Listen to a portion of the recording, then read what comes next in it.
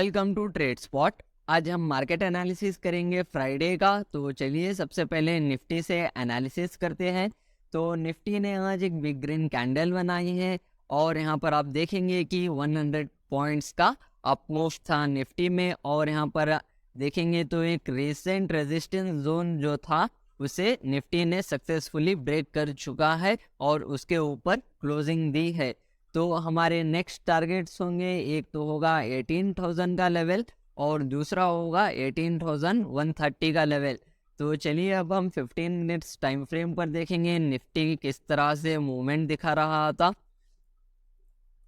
तो यहाँ पर आप देख सकते हैं निफ्टी ने आज फ्लैट ओपनिंग दी थी, जो कि इसी जोन के पास यहाँ पर आप देखेंगे तो इसी जोन के पास कंसोलिडेट करता हुआ आ रहा था।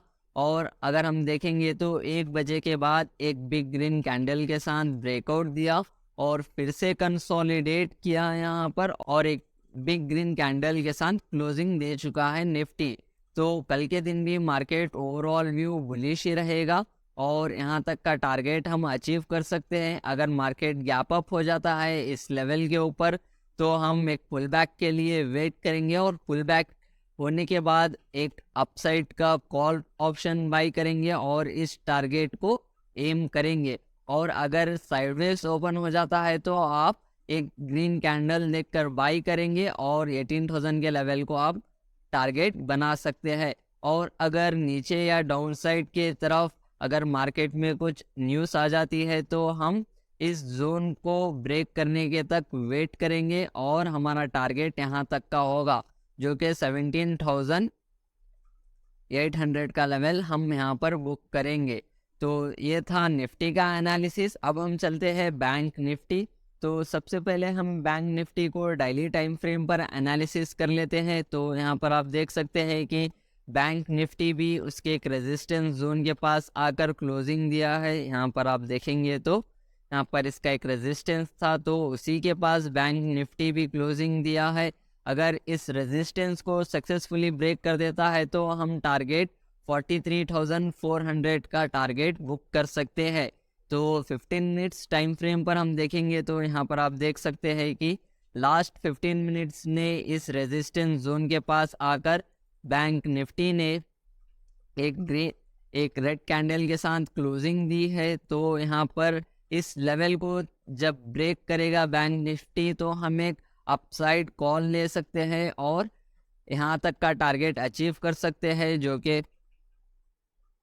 400 पॉइंट्स का होगा। और अगर हम नीचे की तरफ बात करेंगे तो ये रहेगा बैंक निफ्टी के लिए एक सपोर्ट, जो कि 42,930 का है। अगर इस लेवल को ब्रेक कर देता है तो हम एक पुट ऑप्शन लेंगे और हमारा टारगेट होगा इस कंसोलिडेशन का लेवल, जो कि यहाँ पर आप देखेंगे तो यहाँ पर भी इस जोन पर रेजिस्टेंस था। तो ये होगा हमारा प्रॉफिट एरिया, जो कि 100 पॉइंट्स का होगा, जो कि अराउंड 92 पॉइंट्स है। तो ये रहा बैंक निफ्टी का एनालिसिस। चलिए अब हम चलते हैं स्टॉक्स पर।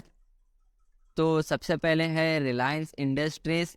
तो रिलायंस इंडस्ट्रीज हम डेली टाइम फ्रेम पर देखेंगे तो यहाँ पर आप देख सकते हैं एक कंसोलिडेशन जोन में है और 200 मूविंग एवरेज के पास ट्रेड कर रहा है रिलायंस। तो यहाँ पर आप देख सकते हैं ब्रेक करने के बाद एक बार टेस्ट करने के लिए गया, लेकिन कंसोलिडेट कर फिर से नीचे आया, फिर से टेस्ट करने के लिए गया, लेकिन सेलर्स ने ज़्यादा प्रेशर डालकर फिर से इसे नीचे भेज दिया था और फिर से ऊपर जाने की तरफ है रिलायंस।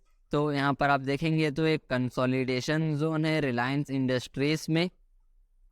यहाँ पर एक आप चाहेंगे तो स्विंग ट्रेडिंग भी ले सकते हैं अगर इस जोन के बाहर जाता है तो, या फिर आप इंट्राडे भी कर सकते हैं, क्योंकि हम देखेंगे 15 मिनट्स टाइम फ्रेम पर। तो यहाँ पर आप देख सकते हैं रिलायंस फ्लैट ओपनिंग किया था और यहाँ पर एक रेजिस्टेंस था रिलायंस के लिए।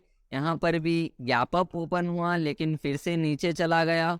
और अगर हम यहाँ की बात करेंगे तो यहाँ पर भी ओपन होकर सीधा नीचे की तरफ चला गया था और यहाँ पर भी गैप अप ओपन हुआ लेकिन नीचे की तरफ एक स्विंग क्रिएट किया, लेकिन फिर से कंसोलिडेट कर लास्ट आवर में यहाँ पर आप देखेंगे तो एक अच्छा खासा अप ट्रेंड दिखाया है रिलायंस इंडस्ट्रीज ने, और अगर हम देखेंगे तो उसके इंट्राडे हाई लेवल को भी एक अच्छे खासे ग्रीन कैंडल के साथ ब्रेकआउट दिया है।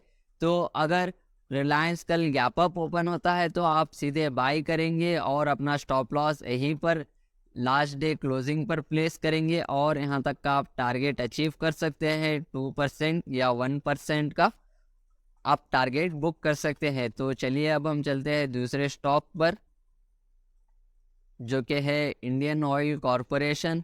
तो इंडियन ऑयल कॉरपोरेशन भी हम पहले डेली टाइम फ्रेम पर एनालिसिस कर लेंगे। तो यहाँ पर आप देखेंगे तो इंडियन ऑयल कॉरपोरेशन भी एक रेजिस्टेंस जोन के पास आ चुका है।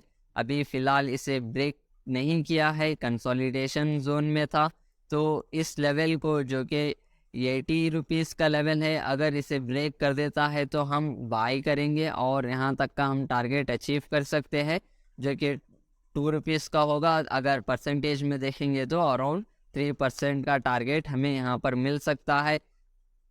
और अगर हम इसे 15 मिनट्स टाइम फ्रेम पर देखेंगे तो यहाँ पर आप देख सकते हैं एक अच्छा खासा अप ट्रेंड के बाद कंसोलिडेट भी किया है। अगर गैप अप ओपन होता है तो आप सीधे बाई कर टारगेट को अचीव कर सकते हैं।